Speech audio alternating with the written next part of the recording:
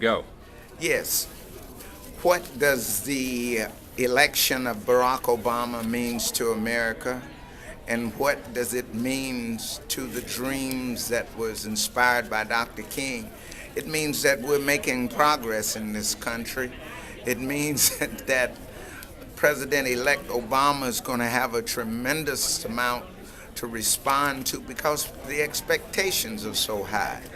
One of the beauties of the expectations is that for the first time in the history, we have a black who's going to be also be the Attorney General. As you know, in most urban centers, black makes up the predominance of those who are incarcerated and on paper. I think that what you will find is that there's not very much animosity in the black community toward anybody about the civil rights period, but this is where justice is beginning to show.